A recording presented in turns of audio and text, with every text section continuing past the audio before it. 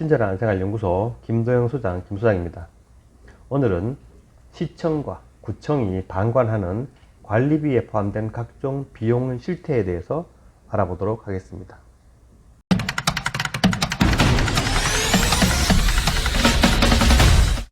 친절한 생활연구소 김도영 소장 김소장입니다.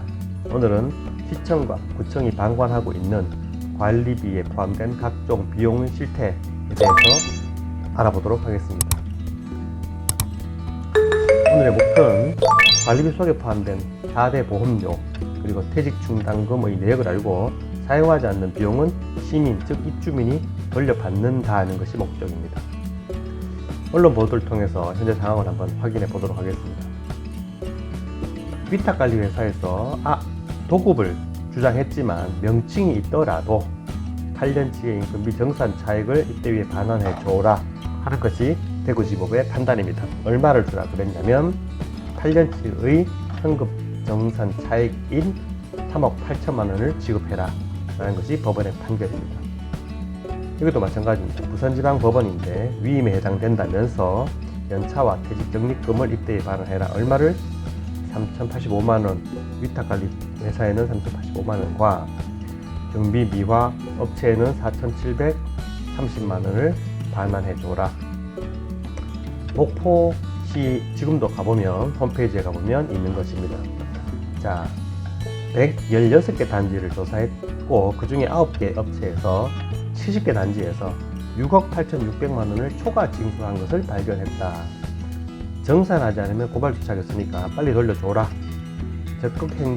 적극적으로 행정을 지도하겠다고 밝혔습니다. 무슨 돈이 자꾸 이렇게 나오고 있는지 한번 보겠습니다. 4대 보험료.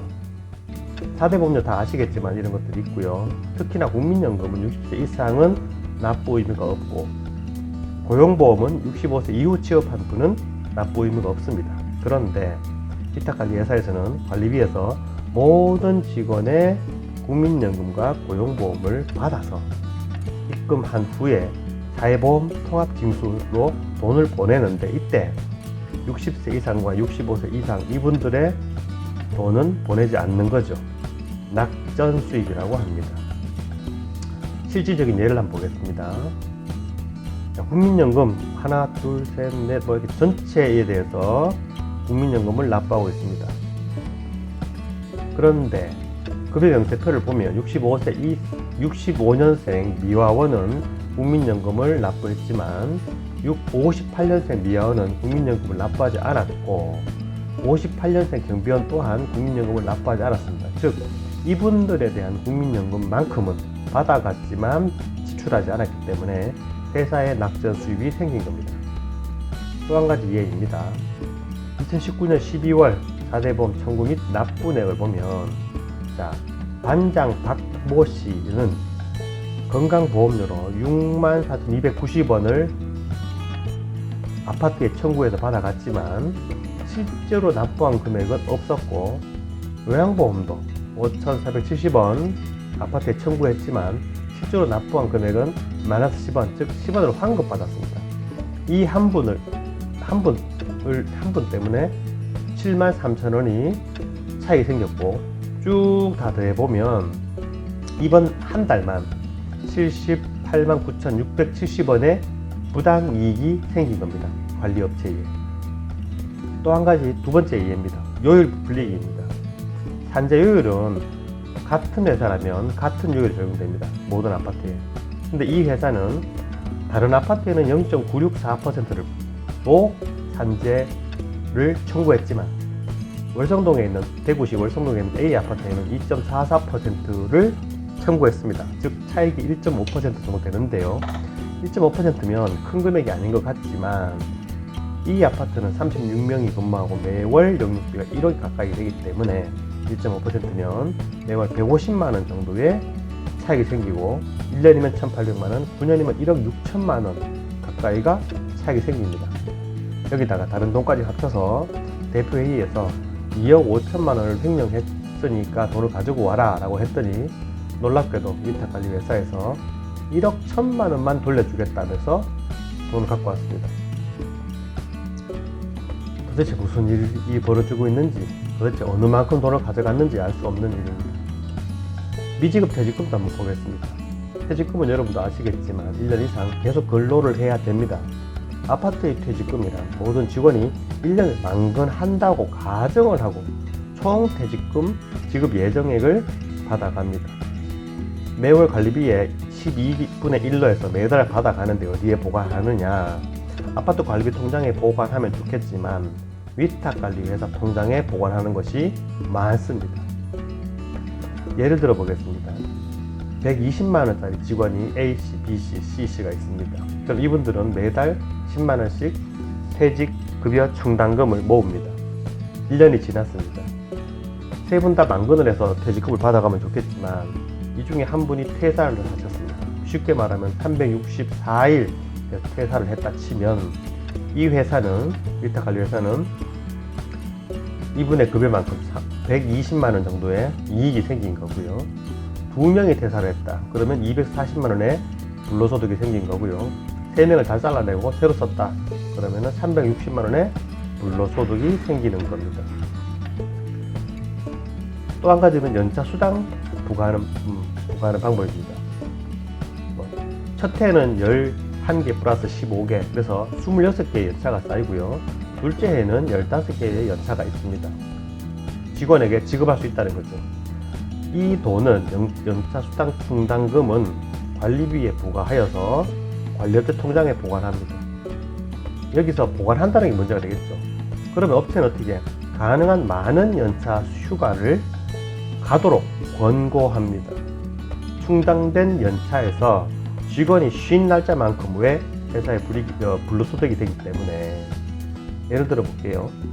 26개의 연차, 첫 해는 26개의 연차가 있는데 이 중에 직원이 10개의 연차를 사용했다면 관리회사에서는 16개의 연차 비만 주면 되고 직원이 사용한 연차는 주지 않습니다. 그렇다고 이 10개를 원래는 관리비로 돌려줘야 되지만 돌려주지도 않습니다. 따라서 회사에 불로소득이 된다.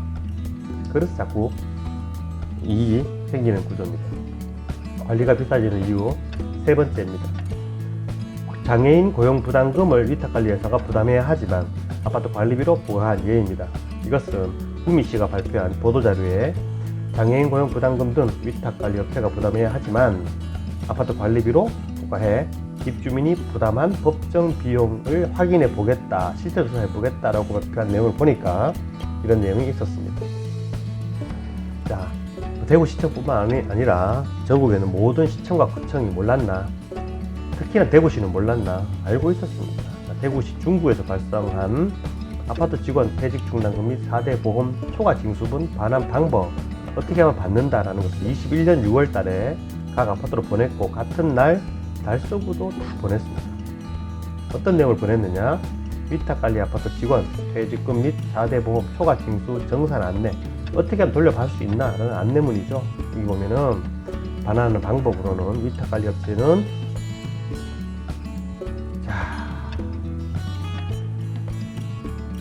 1년 미만 근로자의 퇴직 충당금 반환하는 방법, 아까 말했는 그거죠. 어떻게 하느냐? 이 표를 하나 만들면 된다는 겁니다. 격리 직원 A씨는 21년 1월 1일 입사하여 21년 2월 20일 퇴사를 했으니까 2개월 근무했고 한 달에 15만원이면은 30만원이 누적되어 있으니까 이 돈을 돌려받아야 된다는 거고요. 전기기사 B씨는 언제 입사해서 언제 퇴사해서 몇 개월 근무했으니까 얼마를 누적이 돼 있다. 받아야 된다. 쭉 표를 만들어 보면 마지막에는 위탁관리회사로 위탁관리회사에서 돌려받을 수 있는 금액이 나오게 됩니다. 4대 보험도 마찬가지입니다. 이 국민연금은 60세 이상 줄 필요 없고 고용보험은 65세 줄 필요 없다 적혀 있죠. 자, 반환 방법.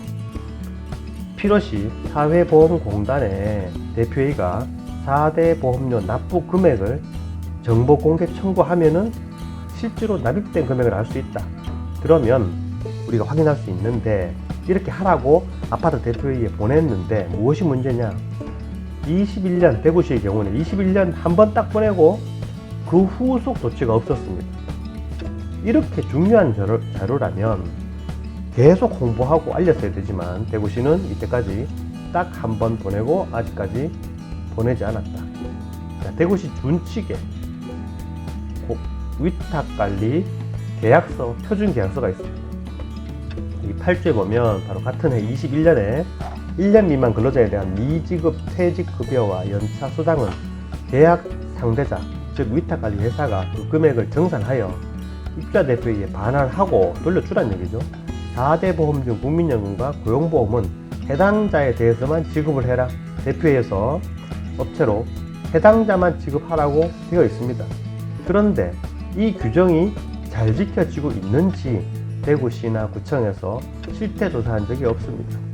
대구시뿐만 아니고 목포도, 대전도 조사한 적이 없습니다.